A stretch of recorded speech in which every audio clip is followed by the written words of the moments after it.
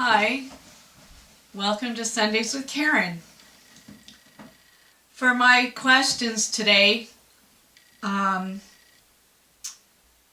they came from Weezer over at Weezer's Haven. She tagged me in a game, and so anyway, I'm going to answer these questions that she had. So, first one: if you were allowed to only read one book for the rest of your life, what would you choose? I guess I would have to say the scriptures, because that's the instruction manual and that's how, to live life. So I would read those. Imagine you are on death row and it's time to pick your last meal. What would it be? I think you say it caprese salad with the homegrown tomatoes, the fresh mozzarella cheese, the basil. I'd have some of that. And I'd have a bowl of raw oatmeal and milk with blueberries in it.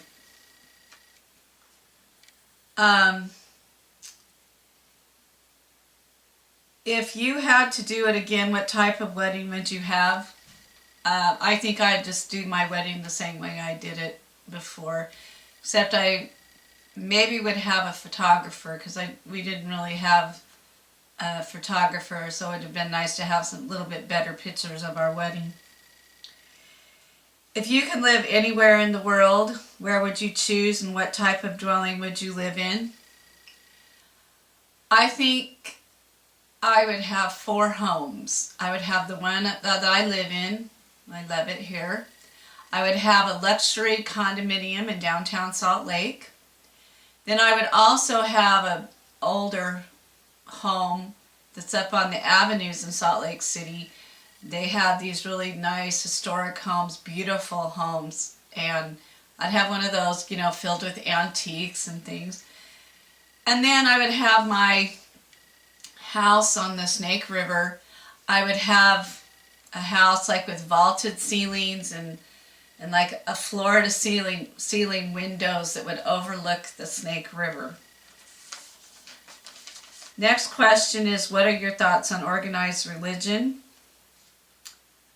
I like religion. I like my religion. I like how it's set up and organized. How Christ had his church on the earth is how our church is. And I like organized religion, and that because it's a place where you can go to be taught and to learn. And then, but I think the real test and the real religion begins when you step out of the church and how you live your life. Describe your most embarrassing moment.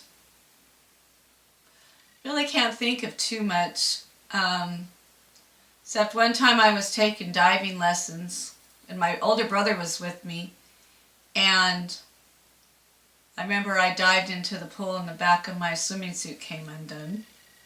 But, nobody really saw anything, so that wasn't any big deal. What are you most proud of?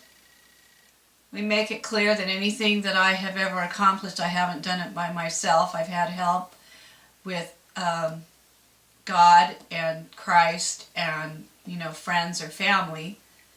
But I have been proud of the fact, or amazed at the fact, how with my education, that I was able to get all my education, and I didn't know it at the time, but I do have sort of a disability because I have that Fragile X gene that, can be hampering at times, and I'm amazed that I have been able to do all that I have been able to do with that.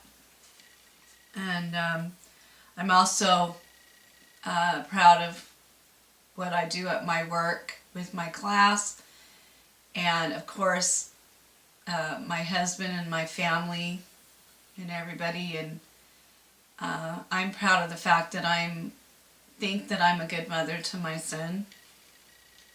And then last question, who would be your arch nemesis and why? I think I'm my own worst enemy, because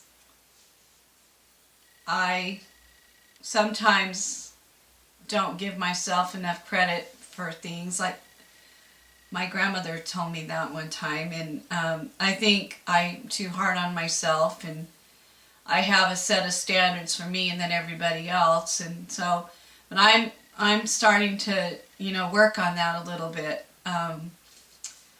because you should always build yourself up and not tear yourself down. So I am working on that a lot, and I think who does that is Satan. I really think Satan is the engineer of that problem that I have, and I always have to keep telling myself Satan doesn't love me, and he doesn't want me to succeed, but Jesus loves me and he wants me to succeed and he will help me. So that's how I feel about that. And so, well, that's it for today, and thank you for tuning in to Sundays with Karen, and have a good week, and I'll see you back here next time on Sundays with Karen. Bye, everybody.